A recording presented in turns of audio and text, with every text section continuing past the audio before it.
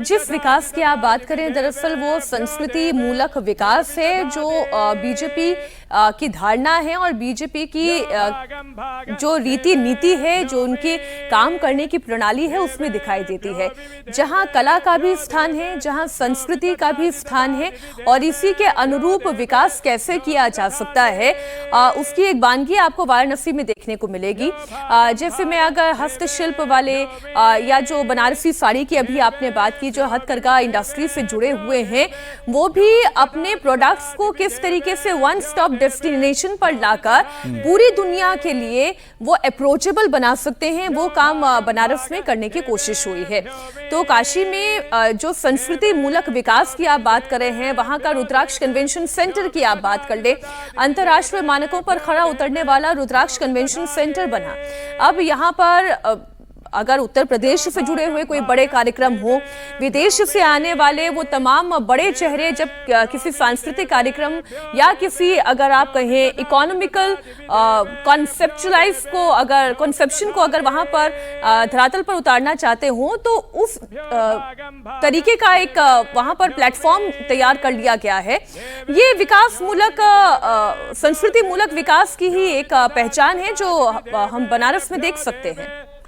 और ये तो तस्वीरें आप देख रहे हैं, प्रधानमंत्री मोदी काशी विश्वनाथ मंदिर पहुंचे थे आज सुबह, जिसके बाद उन्होंने भगवान शिव का अभिषेक किया और उसके बाद पूजा अर्चना के बाद जब वो बाहर आए तो उनका सम्मान भी किया गया और यहाँ पर प्रधानमंत्री मोदी को एक त्रिशूल और एक डमरू भेंट किया गया है। और जो ये बताता है कि प्रधानमंत्री मोदी किस तरह से विकास और आध्यात्म को दोनों को साथ में लेकर चलते हैं और वो मानते हैं कि जो विकास होता है वो आध्यात्म के जरिए भी हो सकता है। उसको भी आप समझिए, उसका सबसे बड़ा उदाहरण है ये उत्तर प्रदेश में जो काशी कॉरिडोर बना है, इसकी कल्पना किसी ने भी नहीं की थी और इस कॉरिडोर के बनने के बाद जो अभूतपूर्व वहां पर विकास देखने को मिला है वो भी आपके सामने जब आप काशी जाएंगे तो दिखता है।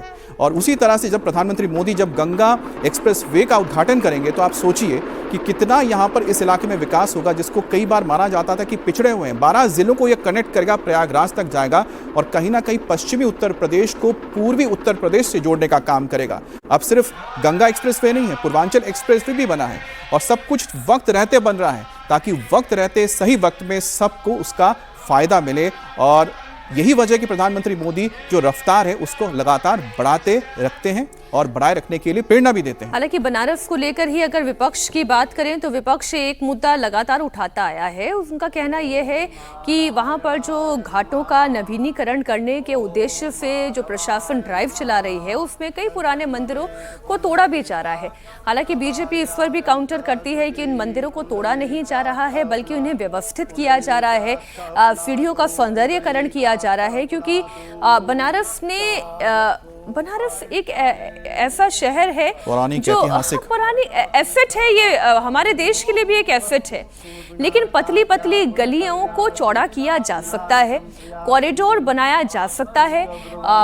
आप देख रहे हैं विकास, और जब आप विकास की बात करते हैं, रुचि हमारी सहयोगी जुड़ी हुई हैं, एक मुद्दा जो मैं यहाँ पर उठा रही थी, जो विपक्ष अक्सर कहता है कि आप बनारस का चेहरा, बीजेपी बनारस का चेहरा बदलने की कोशिश कर रही है, घाटों के नवीनीकरण के नाम पर पुराने मंदिरों को तोड़ने का प्रयास कर रही है।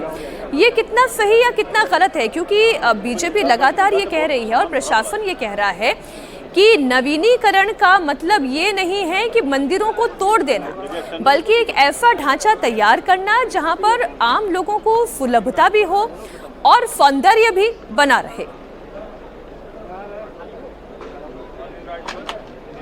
देखिए, यहाँ एक तो काशी विश्वनाथ मंदिर हमने देखा बनते हुए, तो इसमें जो गलियाँ थी उसमें बहुत सारे मकान थे और बहुत सारे मकानों के अंदर मंदिर चले गए थे, उसके बाहर कमरे बन गए थे, किचन बन गया था, तो मंदिर अंदर छुपे हुए थे। लेकिन उसको तोड़ा गया और कॉरिडोर बनाया गया, बड़ा कॉरिडोर बनाया है। अब जाहिर है कि जितने श्रद्धालु इस समय वाराणसी में आ रहे हैं, अगर पुराना मंदिर होता तो वो किस तरह से दर्शन करते, इसकी कल्पना करना मुश्किल है, क्योंकि पहले के टाइम पे कम श्रद्धालु आते थे, चल जाता था, अब नहीं चलता, तो इसलिए तोड़ना पड़ा। बीजेपी का ये कहना है कि हमने उसके साथ श्रद्धालुओं की बेहतरी के लिए किया है। अब यहीं से मुश्किल से आधा किलोमीटर दूर मणिकर्णिका घाट है, जहाँ पर आजकल काम चल रहा है। मणिकर्णिका घाट ऐसा घाट है जहाँ पे कहते हैं कि 24 घंटे 365 दिन शव वहाँ पे उसकी अग्नि आपको मीनाक्षी दिखाई देती है। तो वो घाट बहुत पुराना बना हुआ है। अब उसमें इंतज़ाम उतने नहीं हैं जितने लोग आजकल आते हैं, क्योंकि सिर्फ काशी के लोग नहीं, आसपास के लोग, दूर दूर से भी लोग आते हैं काशी में अंतिम संस्कार करने के लिए, क्योंकि कहा जाता है कि काशी में अगर अंतिम संस्कार किया तो मोक्ष मिल जाएगा, ये लोगों के मन में है। तो अब उस मणिकर्णिका घाट को भी सरकार की तरफ से उसको नए तरह से बनाया जा रहा है, जिससे जो लोग आए, जो पहले ही से ही तकलीफ में हैं, पहले ही से ही दुख में हैं, उनके जो गए हैं अपने, उनको तो नहीं वापस लाया जा सकता, लेकिन कम से कम उनका जो दुख है उसमें उनकी जो परेशानियां हैं उसको कम किया जा सकता है। तो उसमें एक चबूतरा तोड़ा गया था, जो कहते हैं अहिल्याबाई होलकर ने बनाया था, उसमें मूर्तियां लगी थी।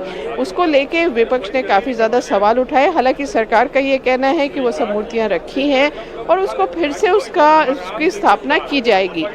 तो सरकार का ये तर्क है कि जब आप विकास करते हैं तो कुछ ना कुछ आपको पुराना हटाना पड़ेगा, पुराना रहते हुए विकास नहीं किया जा सकता, लेकिन विपक्ष इस पर सवाल खड़े करता है।